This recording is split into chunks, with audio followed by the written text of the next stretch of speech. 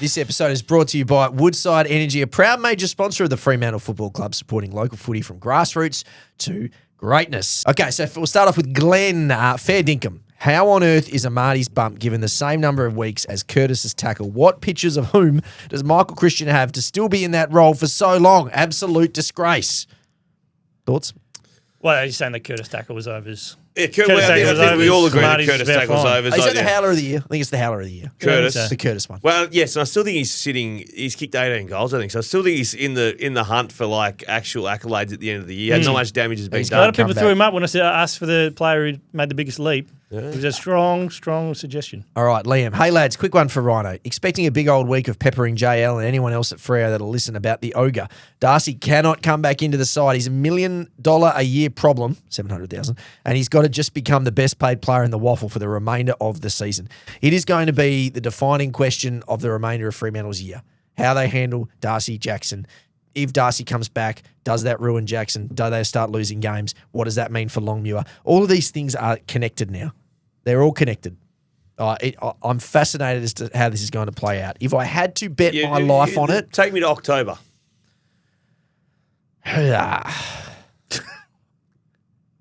Take it to October. I reckon Fremantle's finished 8th and lost in the first finals. Right. We're giving me more than I expected here. Okay. I reckon Jackson has a meeting with Melbourne but stays.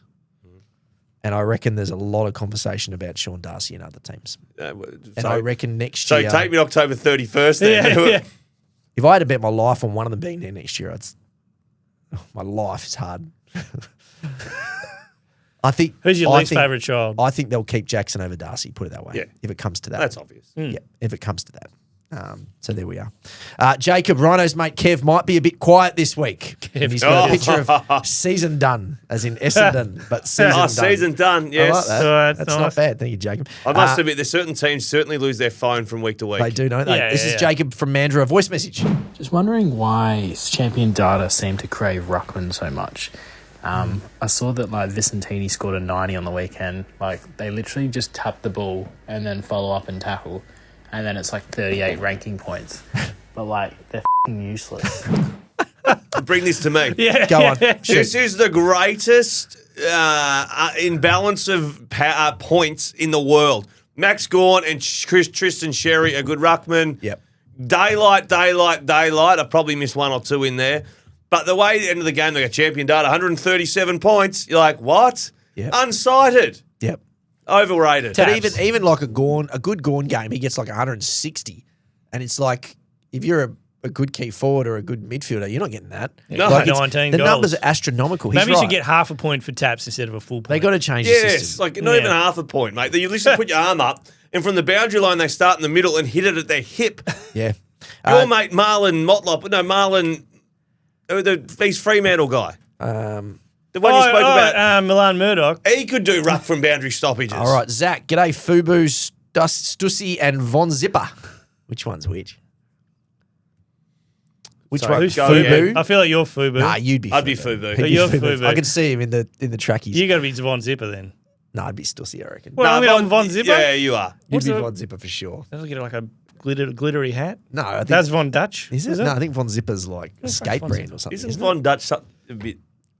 It's maybe a bit fruity. Might have taken on the other Zach's way. asked what the heck's happened to the Our Boys segment. Remember Our Boys? Yeah. It just never took off. Oh, No, Von it did it. Made it it hard. felt Von forced. Zipper works. Yeah, they're sunnies.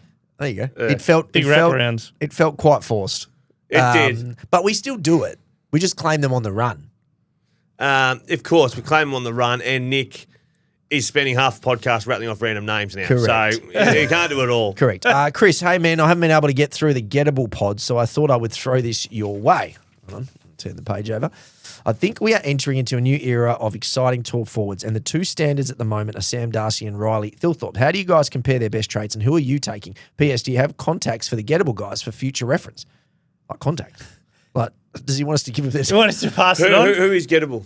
Calcini, Riley Beveridge. I got Cal's number, so we just put it out there. Riley I'll read out Beverages. Cal's number. I'll read it out. So that everybody can Cal text him. Toomey. You can get Cal Toomey on. I'll read it out. 04 11 393 662. There you go. That's Cal I was Toomey's just phone trying number. to. I just had to check that wasn't my number. That you're just reading out. 0411 393 662. Oh, who is That was this? the same number. Whose number is that? Is it Cal's? So, pepper it. Somebody's getting a call. Okay, so But I'm taking Darcy. Darcy, same. Yeah, I'm taking Darcy, and I think Josh Tracy slipped just a fraction out of that category, Yeah. but he can leap into that young forward And I category. think that Thriller and Darcy are a little different. I feel like Darcy's size. well, he can, and the way he moves around the ground. I Yeah. think Thriller's that big beast. I think, Yeah. slightly different. Yeah, different, yeah. Yeah. Rudy or Ruddy 10 is the cone man now an Instagram star. I feel like we're heading that way. Mate, it's just what it's got to do. You What's know? the cone, man? He's the cone man. Oh, Yeah. oh, sorry. Exactly. But Not it does, traffic cones. it I'm does picturing feel a traffic cone. his numbers are up, right, Josh? Yeah. Mate, it's just people engaged. When Nick posts his airy fairy stone stuff, can everyone just engage with it? It makes him feel good. Yeah, it's giving him a leg up. So he's. It's I'm a not sandbox, you know. You got to I'm test not sure stuff. it's your best work yet. I feel like you haven't really found your place, but someone's enjoying it. People like Raheem, it, mate. gentlemen, very early trade rumour here. But is the Brady Hoff shift into the midfield a prelude to the club making a possible trade move for Brandon Starcevic? Would make a lot of sense for the club to pursue him, as Hoff has the potential to be pretty good, big-bodied inside mid to support Reed and Hewitt going forward. Starcevic could then come in and take over as the medium small forward stopper role that Hoff made his own. P.S. Forget the ballers, forget the getters. The nickname for the fans is right there in the pod's name. We're the hard-ons. It's not bad. I don't mind it. It does, because we're very big in the female audience, though. We've Like, got that one in Tassie. Yeah, so I don't want Chloe, to was it classify Chloe? we're all hard ons. We've got Chloe in Tassie. Yeah, so we need to open up to So it. we need to open it up. Yeah, it's But I appreciate it. Starcevic. Okay, interesting. He would be a very good get for them, I think. Just as he's a very good player. Yeah, he is. Darcy's, yeah. Depends what you're going to pay. He's got to want to go. Jaden, can you boys rate Tom Hawkins, Josh Kennedy, and Jack Revolt in order from best to worst? Wait, we're talking about Josh Kennedy. I have West Coast Revolt Josh Kennedy. third. Let's put that straight out there. Yeah. And I would probably put Hawk. Kennedy slightly above Hawk. I think Hawk would do that too. Would you put Kennedy above I Hawk? think he would. What would you do, though? Yeah, Kennedy, Hawk. You would go Revolt. Kennedy as well. Yeah. Yeah, my guts is Hawk, but again, fingernail. Yeah. Reese, just listening to the 2-minute warning round 9, need to help correct and support my mate JB, Josh Bowler. X is correct. Josh uses a system. Oh, this is the fixture. Oh, the of stuff. fixture, Josh Bell. Okay, X is correct. Josh uses a system created by a guy from Canada that has an algorithm that creates the fixtures. Oh. Josh sets some required fixture items like Essendon, Collingwood, Anzac Day, and so on. 5-day breaks, minimums, and so on. I tend to bring up in the group chat anytime you blokes bag the fixtures, which I'm sure JB gets sick of. But for a bloke with a humble beginning at the amateurs, he is a ripper. Bloke was named in the top 30 at the start of the year as the most influential people in the AFL. Well done, Bowler. Great cricketer too. So this is actually Josh Bowler's He is. mate. He's a good fan. And I've you met him a couple of times. He's a you good two man. have bagged out Josh Bowler. No. I was, years. So read the start of that email again. Read the very start of it. Just listening to 2-minute warning round 9. Need to help correct and support my mate JB. Yep. X is correct. There you Josh go. uses, yeah, but then you Yeah, went but on to we say- also is know. correct. Yeah, but then We you also went on know to that he's say, under why pressure are by they the doing that? executive because that algorithm's got a couple of things like dud Fremantle as a tick. He's under pressure from the executive Put to it do this these way, things, you know? I would believe that Josh is doing his absolute best to get the thing right, but it's a very difficult thing to do. Oh, mate, he's a good fella. We love Josh. We do love Josh. We are a Josh-friendly podcast. We do. He made the most. Like He's a hard-on. There's a few people who made the most of the AFL being in WA over COVID, Yes. and he's one. It's just flying. Good for him. Luke from Tassie, Big Pepsi Rhino and Chuffa. Thoughts on a mid-year estimate on the Brownlow podium? Ignore suspensions. Interested in pure top 3 vote getters. Maybe a sneaky as well outside the norm, or as Nick would say, a vibe player. I reckon Bailey Smith Yeah, Bailey Smith's is probably leading. Yeah. Nick Dacos probably too, just because. I would say Dacos will be in the conversation because he's just Because he's Nick Dacos. he's Yeah. Nick Dacos. Yeah. He's so good Paddy still, Cripps though. has probably got 30 votes by now. They played 10 games. Well, how many have Fremantle won now? Because most of their wins, Brayshaw's been 3 or 2. I reckon Brayshaw he'd have probably 3 best odds. That's the Smoky. Yeah, I don't mind that. Having He said that, I polls. think he was 4th favourite there after a little bit. Yeah, so he that's- polls. I don't Not think- that As well. smoky. Well, it's not Yeah. that. Okay, well, Let's have a look at the Joel Jordan Hamlin. Dawson. Dacos is the favourite. Bailey Smith is 550. Dawson is 6. So they're the 3 Dawson's favourites. probably got 3 or 4 best ons, but I That don't think he's is- had his best year. Brayshaw's at 21s now, so that might be Yeah. a little bit of a sneaky outsider. Zach Butters is 26s. He missed Well, it. they What can't about keep- Jai Newcomb? I know he's injured now, but 34. Yeah. Noah Anderson, 34. Ed Rowell, Richards. Matt Rowell have a few best ons early. Ed Richards is 41. Yeah, no, but you got to take your second year of being good. Big winner, No, Brownlow. he's got the red hair, though. He's got the red hair. That's true. It's like the Ammo's Awards night. Everyone's a ranger or had dreads. Bond hasn't been Bond. T. Wayne, we've got plenty of content each week, but would love a club's mid-year shopping list. As in, Eggs. like, what they need for the following year. Eggs, cheese, Yeah. milk. I don't mind that. We Yeah. could do that. We could look at that at some Okay. point. Yeah. Goosey13, would Big Pepsi like a fork or a spoon to eat his words about the Knicks win? Hey, yeah. I'll take a You fork. said we would I'll take a absolutely fork lose. because then I'm going to just deflate the. Well, let's dive into it a little bit further. You said that they'd lose to Boston. There's no way they're winning that series. I also didn't think Tatum was going to rupture his Achilles. True. That's fair. Can they beat the Pacers? Yeah, I think they can beat the Pacers. They can too. Yeah. This is unbelievable territory for me. They can't beat. They can't Pacers beat. Knicks. OKC. I can't. crazy. I don't know. Don't tell me the score from today though. I'm so nervous about tomorrow. I'm so nervous. What time's it on? It'll probably be like 7 7 a.m. usually. Yeah, it's a bit early.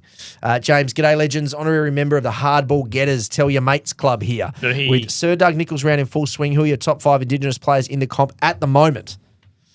Let's not do top 5. Let's do one each. I I don't know who you're going to say. Isaac.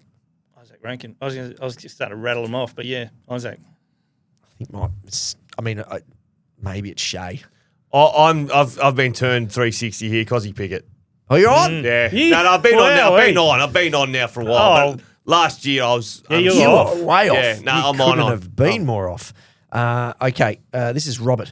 Can I please refer you to the Tradies podcast episode attached below, in which Sam McClure argues that the disadvantage of travel is balanced by the fact that West Coast and Freo get genuine home games every 2 weeks, with Victorian teams sharing home grounds. Please take down this brain dead and moronic take for my pleasure. Play the audio, please, Josh. Let me just go on record here and say it is clearly harder for the interstate clubs, given how much more they have to travel, right?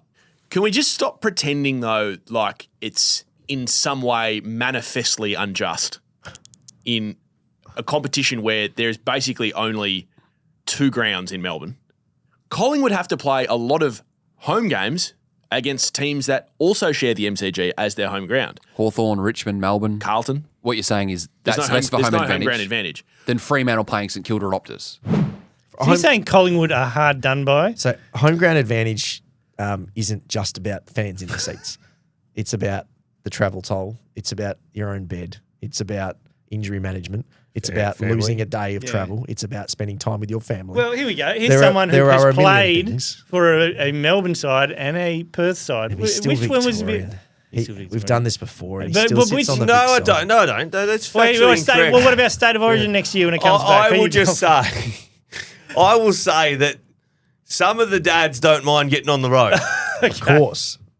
So once you reach a certain age, But from a physical standpoint, is it better for you? The no, numbers don't it's lie. not. There's just not that many guys who. No one's doing the side bottom Pendlebury thing. I know Mundy gave it a crack, but he's a freak. but at Hawthorn, where you're going, we're so hard done by here because we have to play the MCG this week. No, Hawthorn did not have our home game. a bit more travel than you think because they played 4 games. in Tassie. There's or also something. 100,000 seats at the MCG, Yeah. so you can have all of your fans and then have the 8,000 Yeah. Melbourne fans that are there too. Yeah, I'm Like, sure Collingwood, when they play Melbourne at the MCG, I'm sure it's a tough day I wonder for what them. the actual balance is between when it's Sam. home game was like, I don't know, 80% Collingwood to then when it's away game at the MCGs at 60% Collingwood, 40% home team. Like, Yeah. anyway. Or Sam will not ever win this argument with anyone based outside. not out of Victoria. here, no. It's just not possible. Question for Ryan. This is from Luke. Can you name 15 Richmond players in 60 seconds? Ready? You get the timer? Wait, what is it?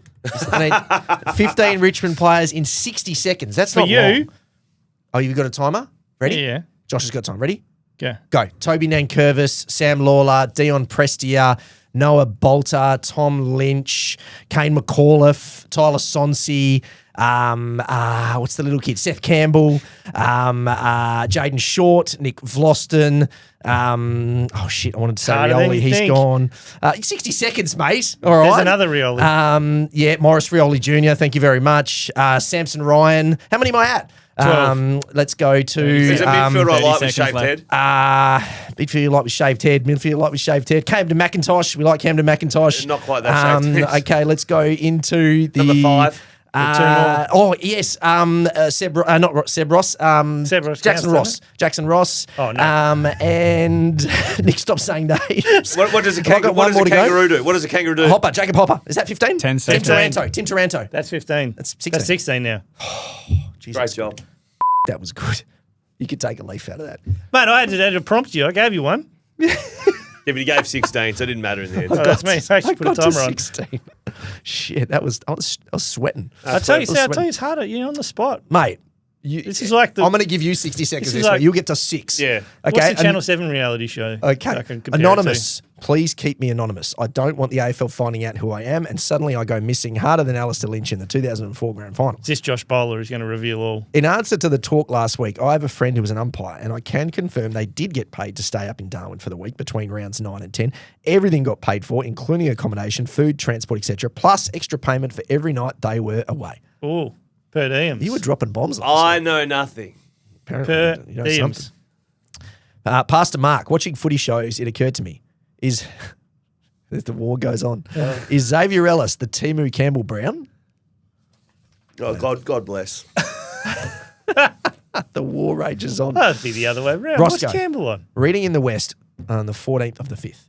Harley Reed is the AFL's leader for frees against with 26 in his 9 matches, coughing up an average of 2.89 per outing. Across a full season, the only players to concede free kicks at a higher rate since 2000 with a minimum of 5 games are Shane Mumford, 3.9 a game, Big mummy. Sean McKernan, 3.22 in 2015, and Lance Franklin, 2.96 in 2008. Disregarding the recent rucks who play the free kick lottery, I'm interested in Zave's thoughts having played alongside Franklin in 2008. No doubt there is a self-contributing factor such that when it's a line ball call, it's called. The run too far against Harley in the Tigers game is an exhibit A of that. How can he turn the global negative sentiment and get a fair go? And do we reckon Buddy got that in the end, or is it just an extension of tall poppy syndrome and what he'll be up against for life as well? Bud, though, a few times a year would just throw a bloke to the ground out of disgust. He's like, I'm just going to give this one away. Have this. I think Harley's got that in his game. I don't think he should because he's not at the level of Lance Franklin just yet. He does get carried away a little bit.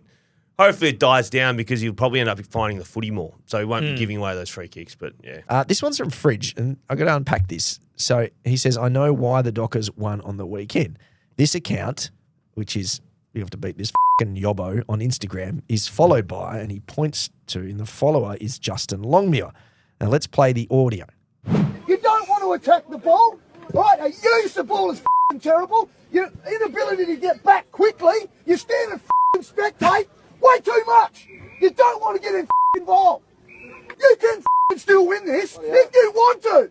But the way you're f***ing playing, you hand it to them week after week after week. Every week we do this, we get with them at three-quarter time, and then that's enough. You want to win a game of football, it's in your f***ing hands, not mine. I can't f***ing change it anymore. And stick the can of solo up your ass. I love The that. JL's just taking notes. All right, let's race through these last few, okay? Because we've got good ones here. Toby, question for Ryan regarding the Lockie Schultz umpire incident. Has it revealed the new AFL administration's declared ambition to be open and transparent? Actually, in this instance, coming out with early comments on the incident, actually just a method to control the narrative around potentially contentious issues. Also, how do you feel when AFL media staff writers release exclusive articles? Do they just get early access to info before the news break hounds? I could have done either of these as conspiracy corners, so I'll strap my alfoil hat back on now. Cheers. Yeah. The Schultz one is difficult. I think they learned some lessons there. Wasn't that a shit show? Yeah. Absolute shit show. They offended everybody. They managed to offend Collingwood, Lockie Schultz, the fans, the umpires, media. Everybody copped it on the way through. That was a mess. Who the big loser out of it was Laura Kane. Absolutely. Yes. Yep. And we unpacked the AFL media stuff a few weeks ago. Yeah, we think. It does. There's a bit of It's a annoying. murky area. There's a murky area, but I don't think the journos are to blame. Alex, Sam Doherty to West Coast as a leadership player, on-field coach. Thoughts? Next No. year? He's not 1 going year? well, Could is you he? do 1 year? I don't hate it. I don't hate it, but yeah, Let's get him in as a development coach. Then. Okay, Mitch. Question for Zave and Nick. yes. Here we go. What solidified to you guys that Ryan was in the Freo tent more? Was it last week's rambling defence about JL, or when he tried to tell you that Amos getting 2 touches in a game is fine because he plays his role? I think that's the exacta. My son, this is Esky. My son just opened a pack of footy cards today, and guess who was in there? None other than the great Null Null. He does exist. Null Null. Enjoy. He's actually sent the card in. He's East Perth. It's Null Null. He's got a Pepsi. He's got a Pepsi tattooed on his arm and everything. There was a Not bad at all. Ted's very first ever packet of footy cards he opened. The first card he pulled out was Taron Thomas.